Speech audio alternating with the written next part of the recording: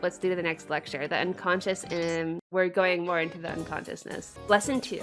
Let's do it. Hello there, everyone. It's time for Mr. Edogawa's TV Classroom. Everyone loves Jungian psychology. An invitation to the you that you don't know. Today is installment number 2, the unconscious. It's just there. Do you remember the last lecture? I was there. You're not already just glossing over it, aren't you? Now, let's begin the class. Siras etar besenar. I don't know this one either, but I know that they're verbs. You've heard me say young this and young that, but thinking back on it, I never explained who Jung is, did I? So this time, I'll give you some biographical details throughout the lesson. Carl Jung was born in Switzerland in 1875. By the turn of the century, he had begun his career as a psychiatrist. Jung, extremely influential in JRPGs, I feel. I've heard that Jung was also very influential in Final Fantasy X, or at least that was what other reviewers have said, but I don't know. He's just a very influential psychologist. He became a doctor who counseled people with mental illnesses. At the time, psychiatry was still in the very early stages of development, but there was one effective method of treatment known at the time. That method was hypnosis. Ah, yes, hypnosis have come in. Well, under hypnosis, the patients displayed sides of themselves that had never been seen, as well as alternative personalities. So where did these hidden sides and other personalities come from? That became the question du jour. Where are they hiding, essentially?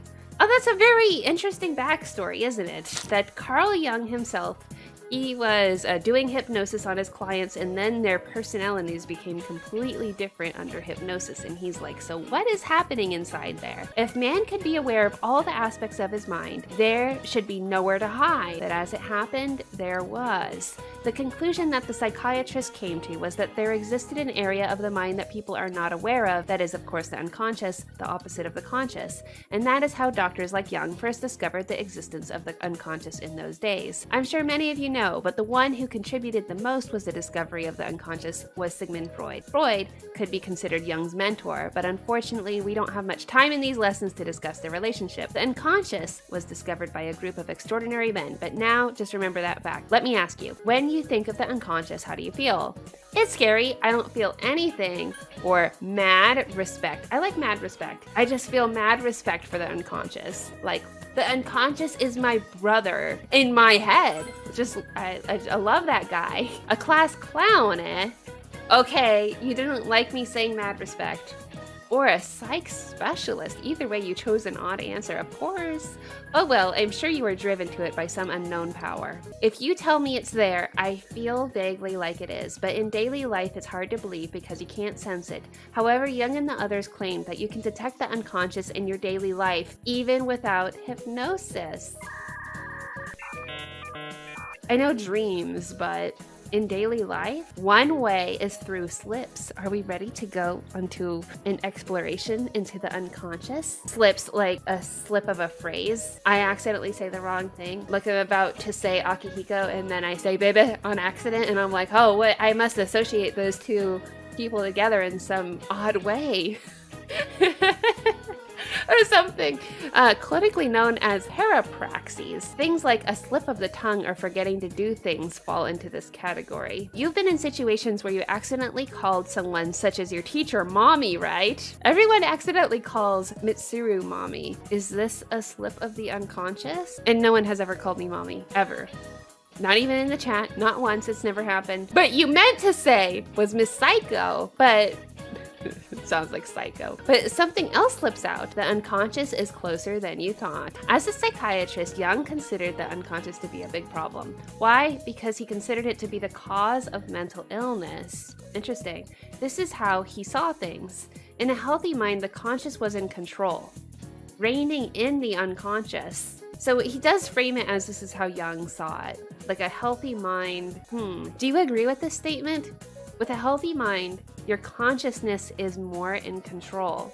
I see it more like that you can program your unconscious. Like for instance, if you study before bed, that is the best time to study.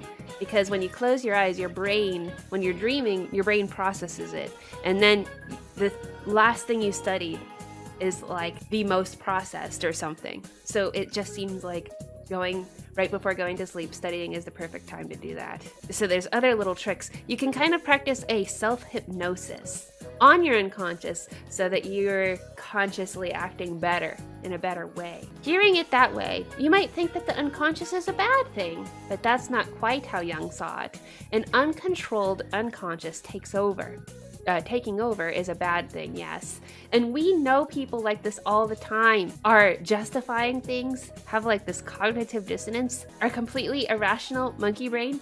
Do you hear people go like, I had to do it? Like, who had to? What led him to say this, you might ask? As a psychiatrist, led him to realize that the cause of mental illness was actually on the conscious side. Woo! His observations as a psychiatrist led him to realize that the cause of mental illness was actually the conscious side. When you suppress your emotions too tightly, there it is. This is like so much in Persona 4, especially. Or work too hard, or stress yourself out to your limit, that's when the unconscious makes its move. Essentially, when the conscious mind becomes overtaxed and unbalanced, the unconscious mind comes out as if to stop it. The unconscious compensates for the conscious when the latter overexerts itself. Oh no! Am I overexerting myself? I wonder what that is interesting. Like when you get overworked and then just suddenly everything starts falling through. You know that feeling? When you're tired and then it's like, oh, suddenly I'm not bathing. Oh, suddenly I'm not cooking. Oh, suddenly I have Taco Bell in my hand and I'm eating it. And I'm eating another one. And another one came out from a third hand just feeding me Taco Bell. And I'm like, oh my God, how did this happen? Seen this way, the unconscious definitely seems like something you want to have.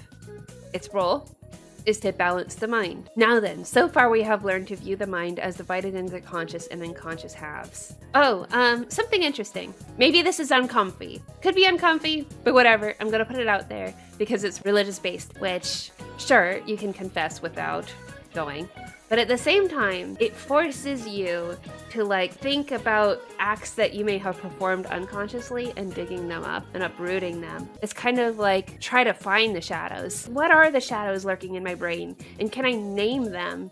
And when you name something, it brings something from the unconscious to the conscious, right? Like it's that same idea behind emotional intelligence, where if you have a feeling and then you name the feeling, then you feel like you have control of the feeling and it dissipates somewhat. Repentance is an interesting topic as a whole. So far, we have learned to view the mind as divided into conscious and unconscious halves. Now, let's talk about you! I'm ready for this. Oh, time for the ego. The you of your conscious mind is referred to in Jungian psychology as the ego. I remember being taught this in high school and feeling very confused. This too is now a common term, which makes things complicated. But for purposes of this lecture, when I say ego, it will carry the Jungian meaning. The ego is the center of the conscious, and in most respects is the mind, but it is only you in the conscious sense. The domain of the ego does not extend into the unconscious. This will be a key point later in our studies of Jungian psychology. Okay, so let me ask you again. When you think of the unconscious, how do you feel? Mad respect. Mad respect! There's the answer I was looking for. Good, it seems you understand. You can't understand the mind's true form without knowing and respecting the unconscious. I respect my unconscious. Essentially, we are residents of the conscious, so our thinking is biased toward it. Take the conceited view that we are masters of our own minds. When in truth, the mind is nothing but a tiny conscious working on the support of the unconscious massive energies. If you forget that, I'm sure you see now. Oh, now it seems the lecture's over. Well then, our time is up. Now then, I'll cover the amazing disposition of the mind as advocated by Jung. So that ends today's lesson. Wow, learned so much.